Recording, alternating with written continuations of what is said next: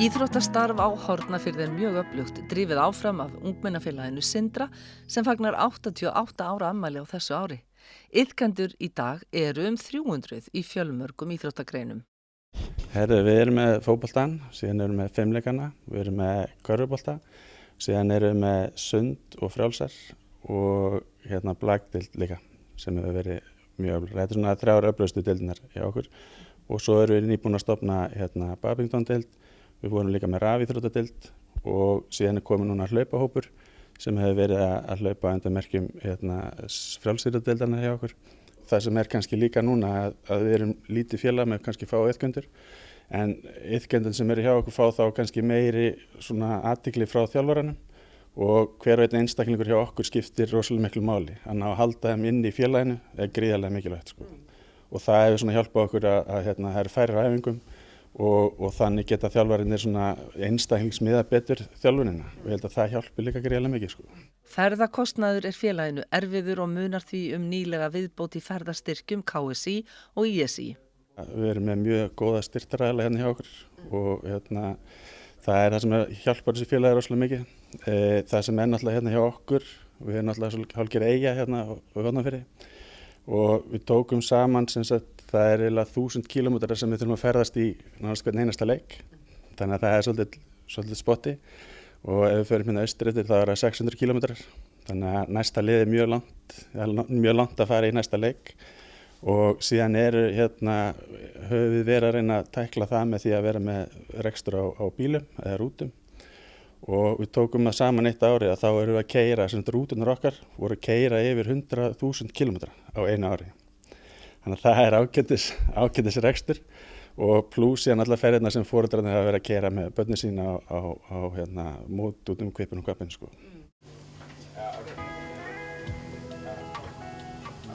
Og til að mæta þessum útgjöldum er gripið til ýmissa ráða og þegar við vorum á Höfn mætti okkur ilmur af nýsteknum kleinum sem átti eftir að rata í flest hús bæjarins. Það er eiginlega að koma samt heim sko. Ég er að safna fyrir fótboltavelli Spánar. Það er svoleiðis. Og hvað ætlið að steikja margar kleinur í dag? Kringum 2000 kleinur. Er það ekki næstu 1 kleina á mann í sveitafélagi? Það er bara svoleiðis. Það er eiginlega bara þannig. En hvað rekur ykkur áfram? Hverju þennan kleinubakstur og söfnun og svona? Hvað er málið? Það er bara að borga minna fyrir ferðarna sjálfa og maður getur safnað upp peningu fyrir bara með því að til dæmis selja kleinur. Kleinur seljast vel. Er það? 2000 kleinur er heldur mikið myndi ég segja. Já, það er það. Ætlið að selja þær allar í dag? Já, við dreifum út öllum í dag. Síðan löpum við hús fyrir í vikunni og fengum pantanir og síðan förum með í húsin í dag. Sko, þú færð kleinurnar einna til þín. Og ég hendi þeim honni, velti þeim og þykist þér að gera eitthvað og síðan er það bara tilbúnar. Og tala við mig í leiðinni. Tala við þig í leiðinni. Það er bara fínt kombo myndi ég segja. 140 iðka hjá knattspyrnudeildinni en þó aðstæðan sé ágætt þá vantar gervigras. Sko, aðstæðan er ágætt. Við höfum hérna báruna, eins og þú sér. Þetta er svona hálfur knattspyrnuvöllur og þetta er æðislegt. Svo erum við með Sindravelli hér fyrir utan en okkur vantar gervigras. Því að nú er það þannig að KSÍ er búið að breyta reglum þannig að þriðji flokkur er til dæmis farin að spila á sinn fyrsta heimaleik núna 12. mars og við þurfum að spila hann í Reykjavík og við þurfum að spila alla okkar heimaleiki að heiman þangað til í maí því að grasið er ekki tilbúið fyrr sem er náttúrulega svakalega kostnaður. Þannig að gervigrasvöllur hérna á Höfn myndi breyta öllu? Já, það myndi breyta öllu. Þá getum við æft úti á gervigrasinu allan ásinsring, nánast, ef við fáum rosalega sjaldan snjó og skólinn geti notaðan krakkarnir úr skólanum koma reynda rosa mikið hingað en þau getur líka verið úti og ég sé að það er bara hreyfing á vellinum allan daginn sko. En af hverju valdir þú að fara í þetta sjálfboðaliða starf? Ég veit það ekki. Ég byrjaði yngri sonur minn var í frjálsum og þá fór ég að fylgja honum eins og ég fylgdi reyndar hinum 2 í fótboltanum og svo vantaði inn í frjálsatan í stjórn þannig ég fór þangað og svo var þetta svo gaman og svo vantaði knattspyrnudeildina og það var ennþá svo gaman þannig ég er bara þar. Hvað mörgum árum seinna? Svona kannski 30. Það sem ég held að hjálpi til er að við erum með mjög fjölbreytt íþróttalíf. Eins og segja, þetta eru 6 deildir og ekki stærra sveitarfélag heldur en við.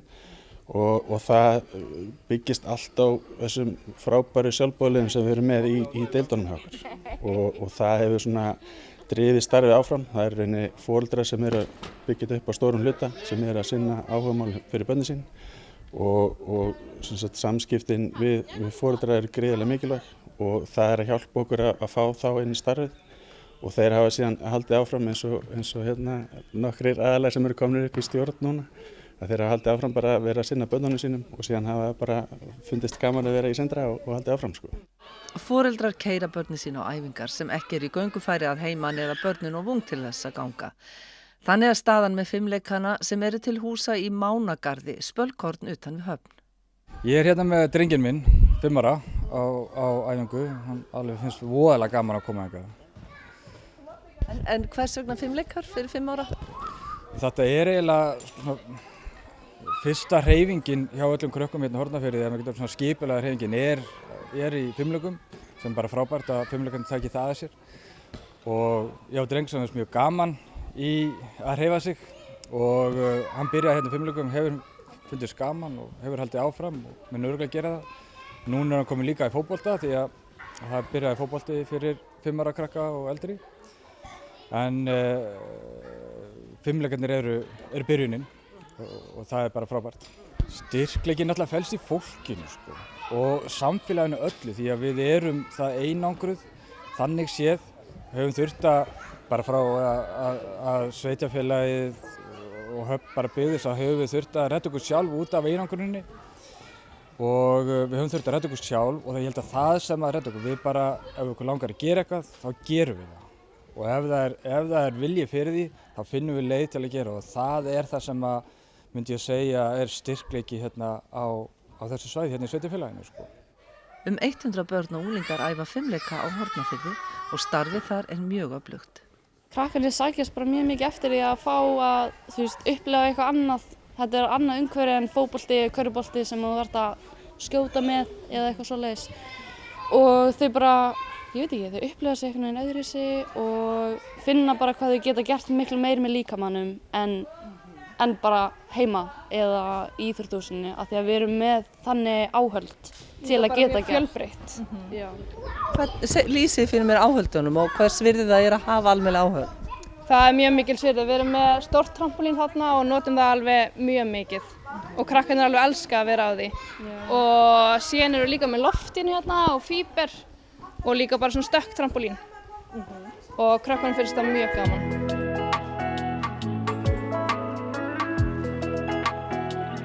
Þetta er svona 10 mínútna akstur. Hefur það verið einhver svona hindrun í þjálfuninni? Nei, alls ekki. Sveitarfélagið það gengur út að hingað og krakkarnir bara þekkja það.